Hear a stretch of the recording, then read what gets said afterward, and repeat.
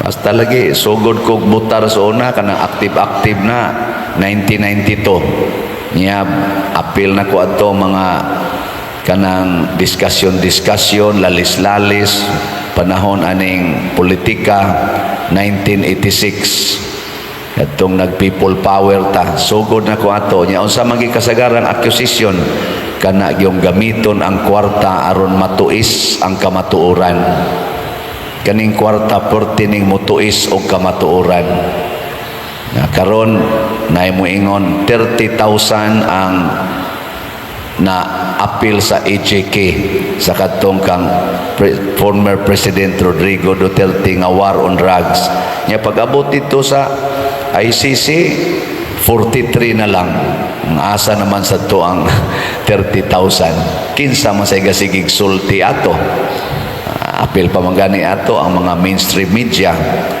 Nya karon sa 43 naa na say ning mga witnesses nga ning baligtad na sad, nanulti na nga gisubornohan ra ko, tagaan kog ingon aning kantidara. Makaingon sa tinuod baka ni nga sa una atake siya diri, karon di ana sa siya speakers. Nana bisan sa atong mga politicians karon sa una pagsugod sa kumpanya diri sila aring partiduha, karon di ana sad sila speakers. Unsa man na agad-agad lang o kinsay dakong ikasuborno. Sige man na karon, sige ana-ana ba. Nya muratag babuang magtan-aw sa una diri, sa una karon diri, sunod sa diri. Kinsa may kusog mang suborno karon, Team Marcos o Team Duterte? Ayon lang magtubag. Ano bang ato ng pamalandongon? Nya sa mga original sang nanagan, hay may dali subornuhan kadtong nanagan nga tuwa panig sa Team Marcos o kining Team Duterte. Hay man rin nagbali-bali, hay may nagkanang nagtabok-tabok ang kadtong original nga nag line up sa Team Duterte o sa Team Marcos. Kanang mustik sa ilang partido mao nay atong butaran tingali usa na sa mga qualifications, pero kanang magtabok-tabok na mamangka sa 2, 3, 5 ilog, bati man na panalitan ikaw ba na karon imong asawa dog nimo sunod semana to ana sa spari, okay mo ana pare ni pare di ay okay mo ana di oy wa na siya faithfulness og dili sad na makahatag og dakong kaayuhan sa atong kalibutan og sa atong nasod.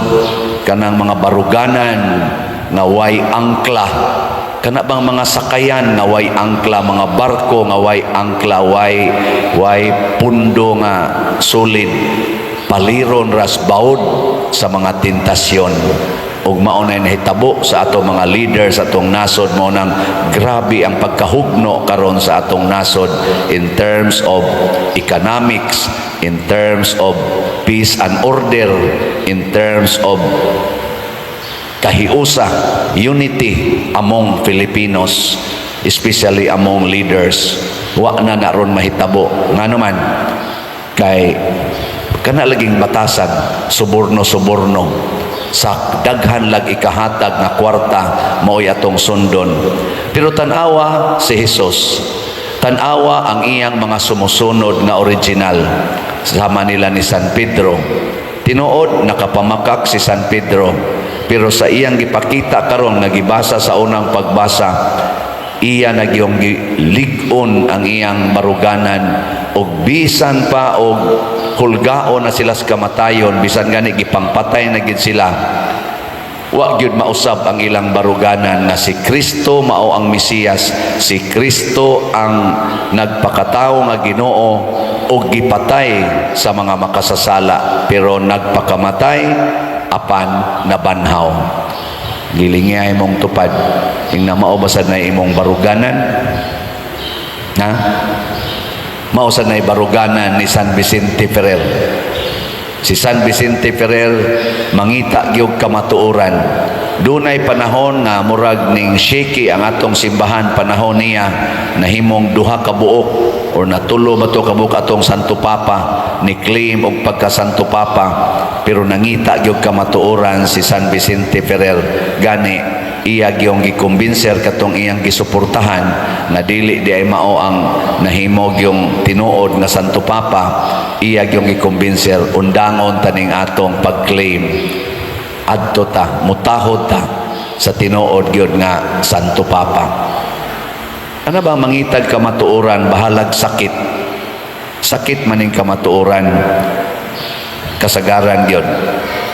Sige, lingi arago na imong tupad ina wa kasakiti anang imong naong ingna. Karon daghan na kayong gisakita sa ilang naong, ang ilang buhok sakita na sila, magtanaw sa ilang kilay sakitan, magtanaw na mga kunot-kunot diha sakitan. Pero wa gyud mo kapasalamat, wa kita kapasalamat kadtong batan-on pata pagkahamis na tog naong, pagkanindot na tog mga buhok. Na uban gisakita na sa ilang tuhod, ilang hawak niya magsigig reklamos, Ginoo, Ginoo ayuha taon ko. Hunahuna aragot to nga karon 80 na ka, 70 na ka. Kadto di ay 10 anyos pa ka nga ris 30 anyos mao din na imong gibati. Wow, nya nakapasalamat kas Ginoo ato, basigwa. Karon mao na ning panahon na magsigi kag pasalamat. Ginoo, salamat sa pagpahinumdom nga dili di ay permanente ang akong himsog nga lawas, dili di ay permanente nga hugot ang akong panit, mangunot gid ni madugay, dili di ay permanente nga ang akong utok sharp kaayo, dali na di ko makalimot bisan gani sa akong birthday usahay malimot na ko kining akong bana sa una. Kada gid namo anniversary daghan kay ni siyag pakulo nako, pero karon nagsige na laghagok wa gani ka great. Ano ba? Pero natural din na. Dawat sa kamatuoran. Di ba? Dawaton ta na. Nya mo dawat sa mo sa kamatuoran. Nga kining nagwali karon, posible mauna ni ang atong last nga pista. Di ba? Nga magkuyog ta. Isip ako'y inyong parish priest. Tinuod. Ato lang ning isulti dinhi na atay request kamo na asad mo request nga ma-extend ta dinhi tungod aning daghan patag bayronon, daghan patag ayuhonon, pero di man na mao'y kamatuoran ang ato mang authority sa archdiocese mao'y masunod. Ato sa nang dawaton og dawaton ang atong gihangyo. Oh, praise the Lord. Og di sa dawaton ay wala di na ta magsigig reklamo, di na ta magsigig pabor-pabor, pabor-pabor. Ayaw ana. Tahura ang authority. Mao na dili na to ituis ang kamatuoran. Diri sa atong tubag sa Salmo nag-ingon, ampingi ako o Dios kay ikaw man ang akong kalauman. At the end, wa gitay laing lauman, dili tao, dili padersiano, dili kamo, dili ang atong mga benefactors and donors ang atong kalauman. At the end, ang Ginoo ra gyud. Kinsa karoy mas malinawon, ang Team Marcos o Team Duterte? Ang mga kandidato na to karon, pila na lang kaadlaw ang kuwang? 30 minus 21, 9 plus 12, pila na lang? 21 days. Sa 21 days karon nila nga nag-anam, nag-os-os, malinawon ka sila? Kadtong malinawon, congratulations, pildi og daog, malinawon gyud mo. Nya mailhan na gyud nato ang malinawon nganuman malipayo na silang magpadayon silang pangumpanya, di na sila magsigig panaot niya. Ikaduha, di sad na sila mohonong pagpangalagad, pildi og daog, mangalagad na gina sila. Pero kining mga yawanon, ratol kay na sila karon, ratol, di hapit katog unya og maudaog na sila, daghan kay na sila bawionon, mo nang mangurakot na sila maayo. Wa na sila hapit agi. Muna ato sang sangsuwayan og pamalandong sa naglingkod kanang ni angkon og Team Marcos og Team Duterte pulos man na naglingkod sa atong pangagamhanan, ni agi man na sila mga posisyon. Kinsa kaha ang kusog yun mga lagad og dunay nindot nga agi sa atong Pilipinas. ang Team Marcos o Team Duterte. Ay nalamog tubag, mamalandong ta. Og maunay atong suportahan kung gusto tang maduol-duol sa Ginoo.